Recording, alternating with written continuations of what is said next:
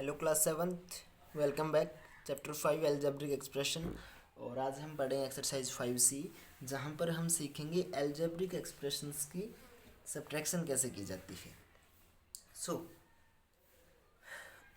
हम direct example पे चलते हैं। तो एग्जांपल से आपके क्वेश्चन मतलब आपको समझ में आ जाएगी कि कैसे सब्ट्रैक्शन करनी है। फर्स्ट ऑफ ऑल मान लीजिए कि कोई क्वेश्चन बिल्कुल सिंपल सा है, यानी कि एक टर्म को ही दूसरी टर्म में से सिर्फ माइनस करना है। जैसे कि ये है सब्ट्रैक्ट -8CD फ्रॉम 8CD। तो सब्ट्रैक्शन का सिंपल रूल होता है, हम काफ़ी टाइम से करते आ रहे हैं। फ्रैक्शन में भी किया था, उसके बाद हमने रैशनल नंबर में भी किया है, इंटीजर में भी किया है। कि अगर कहीं पे ये लिखा गया है कि सब्ट्रैक्ट, उसके आगे मान लो कोई भी आपको एल्जेब्रिक एक्सप्रेशन हो या कोई नंबर हो, कुछ भी हो सकता है, वो इंटीजर हो सकता है direct. So subtract x from y। तो इसका रूल क्या होता है कि आपको फ्रॉम के आगे जो है वहाँ से उसको शुरू में लिखना है, फिर माइनस का निशान लगाना है और फिर उसके आगे x लिख देना है।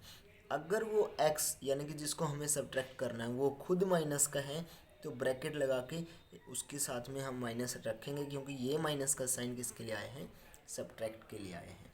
क्लियर। और मान लीजिए कि y भी माइनस का है, तो यहाँ पर भी क्या आ जाएगा, माइनस वहाँ पे आ जाएगा। ठीक है। अब सब्ट्रैक्शन की चार टाइप के क्वेश्चन हो सकते हैं। हो सकता है किसी नेगेटिव इंटीजर को सब्ट्रैक्ट करना हो,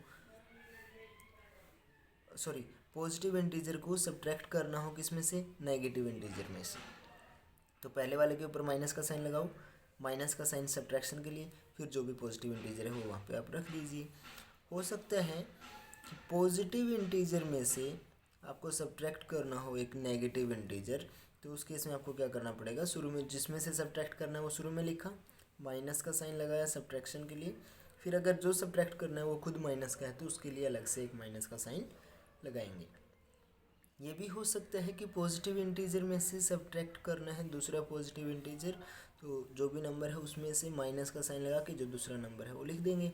या फिर एल्जेब्रिक एक्सप्रेशन है तो उसको भी इसी तरीके से हम लिख देंगे।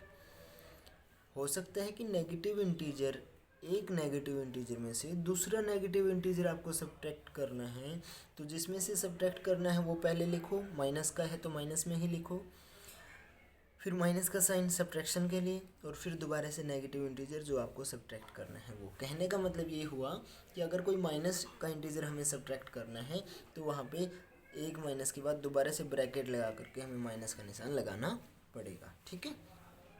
अब जैसे कि पहला क्वेश्चन है, इसमें ये देखिएगा, ये क्या है, -8CD को सब्ट्रैक्ट करना है फ्रॉम 8CD, यानी कि 8CD में से फ्रॉम के बाद जो है उसको शुरू में हम लिखेंगे 8CD माइनस, माइनस साइन किसके लिए आया, सब्ट्रैक्ट के लिए। अब क्या माइनस करना है, -8CD, तो दोबारा से -8CD यहाँ पर हो जाएगा। आगे का रूल आपको पता ही है कि 8CD माइनस माइनस क्या हो जाता है, प्लस, और 8CD अब दोनों के दोनों प्लस के हैं तो ऐड हो जाएंगे, 16CD is your answer.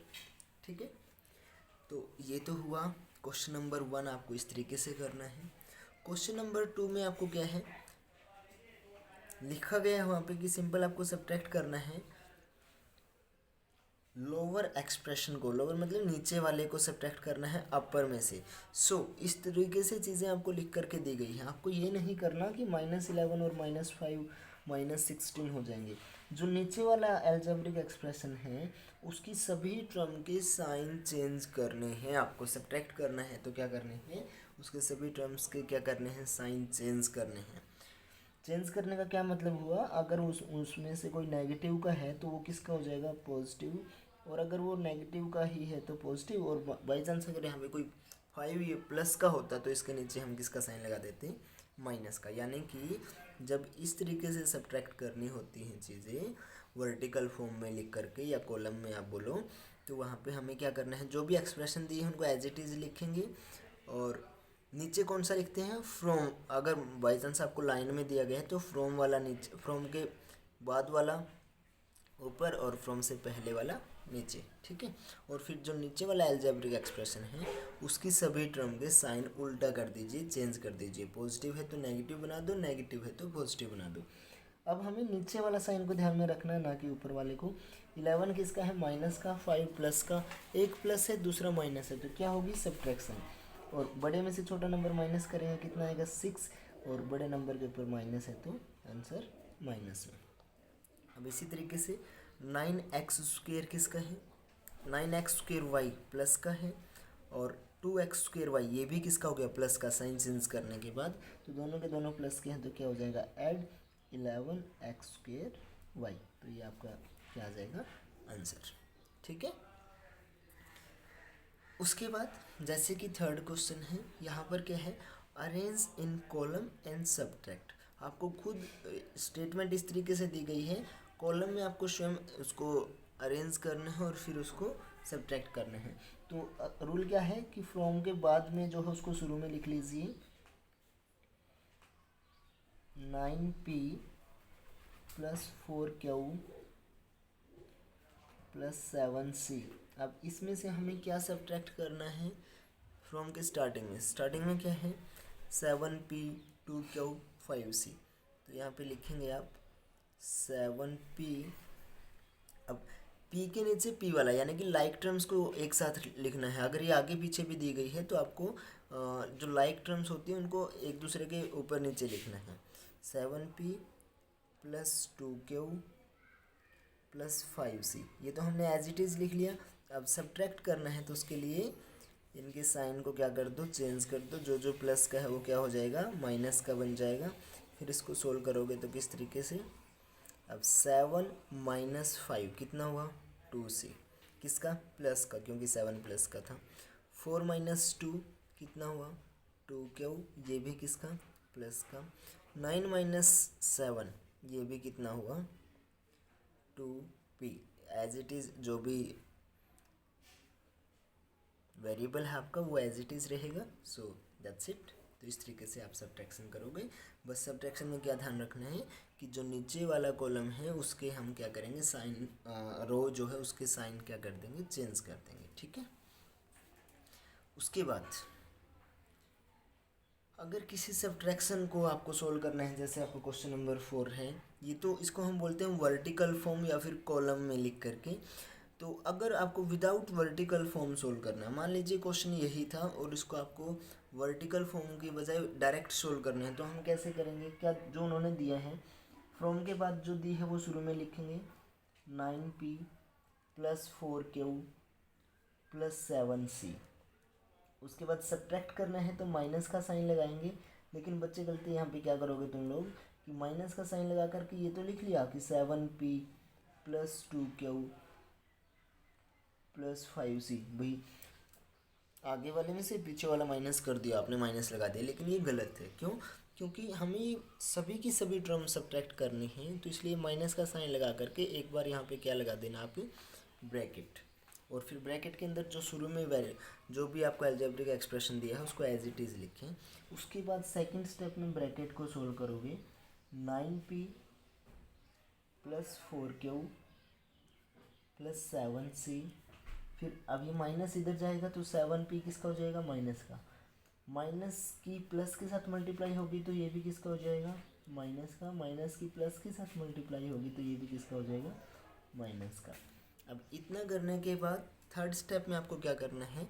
Like term को इकट्ठा रखना है। जैसे कि कल किया था हमने 9p और उसके बाद p वाला कौन सा है? Minus 7p। फिर प्लस 4q, 4q के बाद q वाला कौन सा है? Minus 2q। और फिर प्लस 7c और 7c के बाद c वाला कौन सा है? Minus 5c। आगे फिर आप इनको सोल्व कर दीजिए। 9p माइनस 7p कितना होगा? 2p। उसी तरीके से 4q माइनस 2q कितना हुआ? 2q। और 7c माइनस 5c कितना हुआ? Plus 2c। ठीक है। तो इस तरीके से आपको सोल्व करना है without written in vertical form. ठीक है।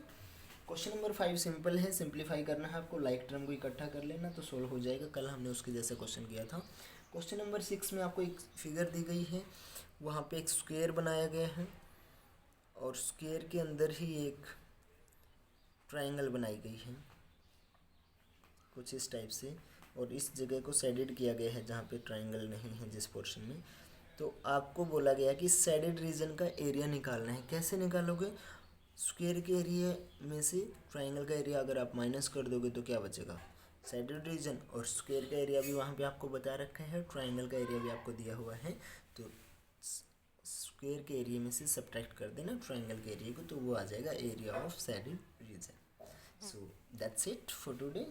योर एक्सरसाइज 5 से is complete now. Next exercise हम नेक्स्ट लेक्चर में डिस्कस करते हैं। तब तक के लिए बाय बाय स्टूडेंट्स।